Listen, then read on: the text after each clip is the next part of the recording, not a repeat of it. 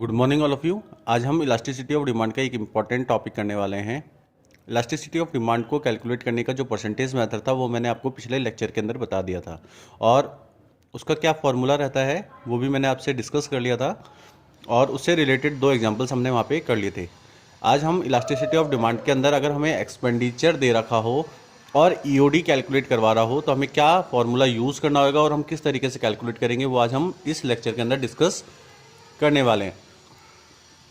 तो अगर मैं आपको बोलूं तो टोटल एक्सपेंडिचर का मतलब होता है कुल खर्चा कि मेरा किसी एक पर्टिकुलर कमोडिटी को ख़रीदने में कितने रुपए मैं स्पेंड कर रहा हूं अपनी इनकम में से, वो मेरा होएगा टोटल एक्सपेंडिचर।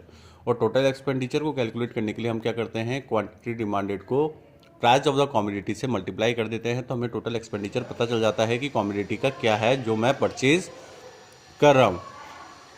तो अगर मेरे पास क्वेश्चन में कुछ इन्फॉर्मेशंस दे रखी हैं, कुछ चीज़ें दे रखी हैं तो मैं उससे कैसे कैलकुलेट करूँगा ईओडी, तो मैं आपको बता देता हूँ कि अगर क्वेश्चन हमारे पास है कि जो प्राइस है किसी कमोडिटी की वो 7 रुपये है तो उसकी मैं कितनी कमोडिटी कर रहा हूँ, 12 यूनिट्स। अगर किसी कमोडिटी की प्राइस 7 रुपये है तो उसकी मैं 12 यूनिट्स कर रहा हूँ तो टोटल एक्सपेंडिचर कितना हो जाएगा, अगर आप देखेंगे तो 84 rupees. 12 into 7 equals to 84 rupees. अगर न्यू प्राइस हमें दे रखी है 6 रुपीज़ की, क्वांटिटी हमें नहीं बता रखी, मीन्स Q1 हमें नहीं बता रखा और टोटल एक्सपेंडिचर मुझे बता रखा है वो है 72 रुपीज़। तो आप क्या करेंगे, टोटल एक्सपेंडिचर मुझे दे रखा है, यहाँ पे प्राइस दे रखी है, क्वांटिटी डिमांडेड पूछ रहा है तो क्वांटिटी डिमांडेड का फॉर्मूला जो होगा वो क्या होगा, total expenditure upon price of the commodity. तो 72 डिवाइडेड बाई 6 इक्वल्स टू, अगर हम इसको इससे डिवाइड करते हैं तो हमारे पास कितना आ जाएगा, 12 यूनिट्स। ठीक है, तो अब हमसे पूछ रहा है ईओडी क्या होगी, ईओडी हमें कैलकुलेट करने के लिए कह रहा है। तो उसके लिए हम क्या करेंगे, फॉर्मूला देखेंगे कि फॉर्मूला क्या था हमारा ईओडी कैलकुलेट करने का। EOD equals to inverse relation delta Q upon delta P, P upon Q. तो हमें सबसे पहले डेल्टा क्यू कैलकुलेट करना है। डेल्टा क्यू होता है Q1 माइनस क्यू और डेल्टा पी होता है P1 minus P. Delta Q निकालने के लिए हमें क्या करना होता है, जो हमारी न्यू प्राइस में से हमें इनिशियल प्राइस घटा देनी होती है, इनिशियल क्वांटिटी सॉरी। तो 12 यूनिट्स माइनस 12 इक्वल्स टू 0। और डेल्टा पी कैलकुलेट करने के लिए हम क्या करते हैं, जो हमारी न्यू प्राइस है उसमें से इनिशियल प्राइस घटा देते हैं तो 6 माइनस 7 इक्वल्स टू -1। अब हमें इसकी ईओडी कैलकुलेट करनी है तो डेल्टा क्यू क्या है हमारा 0 -1, माइनस का साइन यहाँ हम लगा देते हैं। पी क्या है हमारा 7 और क्यू कितना है 12। तो ओवरऑल जो आंसर आएगा वो हमारा 0 में ही आएगा क्योंकि 0 यहाँ पे हमारे पास दे रखी है। तो जो ईओडी है वो हमारी 0 होगी और जब ईओडी 0 होती है उसको हम बोलते हैं perfectly inelastic demand, where demand is the constant. जहाँ डिमांड कांस्टेंट रहेगी, तो आप देख रहे हैं अगर हमने क्वेश्चन को ही देख लिया हो तो आपको यहाँ दिख रही है डिमांड हमारी क्या है, कांस्टेंट है। तो इसका आंसर हमेशा क्या आएगा, 0 कैलकुलेट होके आएगा। उसके बाद हम एक नेक्स्ट क्वेश्चन देखते हैं और नेक्स्ट क्वेश्चन के अंदर मैं आपको बता रहा हूँ जिस तरीके से कि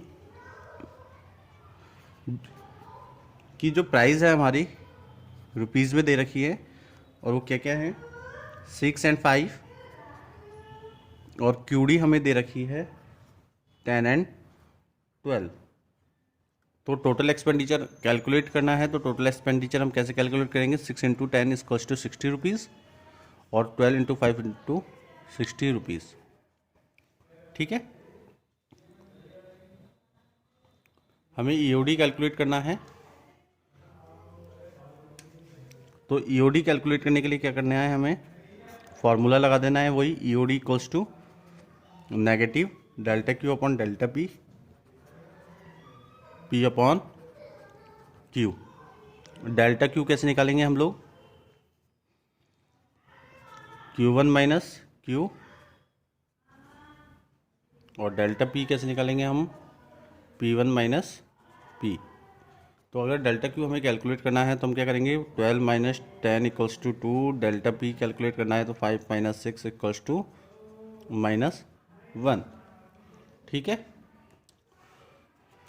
अब इसको फॉर्मूले में आप पुट करेंगे तो क्या हो जाएगा, EOD equals to negative sign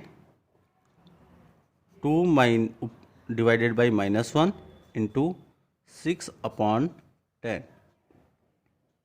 तो अगर आप इसको कैंसिल करना चाहें कैंसिल कर सकते हैं, 2 2 2 2 5 10, तो ये हमारे पास आ जाएगा 6/5।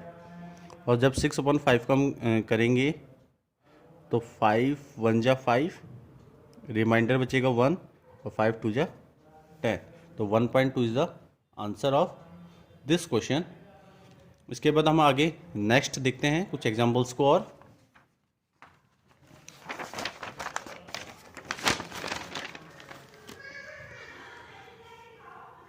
सपोज करें कि आपको क्वेश्चन कुछ इस तरीके से दे रखा है, मैं आपको क्वेश्चन लिख देता हूं।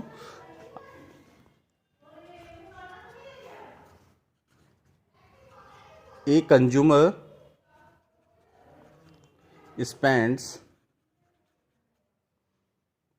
₹1500 on a good priced at ₹10 per unit. कि एक जो कंज्यूमर है वो 1500 रुपये खर्च करता है जब किसी कॉमोडिटी की प्राइस 10 रुपये यूनिट होती है। अगर प्राइजेस हम when prices rises by 20%, the consumer continues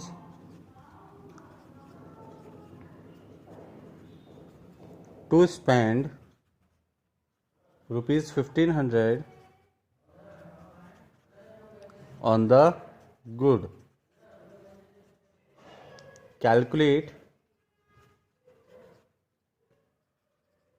price elasticity of demand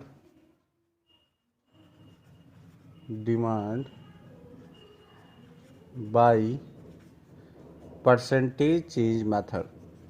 अगर आपके पास इस तरीके का कोई क्वेश्चन आता है तो आप किस तरीके से कैलकुलेट करेंगे, तो मैं आपको पहले क्वेश्चन समझा देता हूँ। क्या कह रहा है क्वेश्चन में कि कंज्यूमर है वो 1500 रुपये किसी गुड पे खर्च कर रहा है जिसकी प्राइस 10 रुपये पर यूनिट है।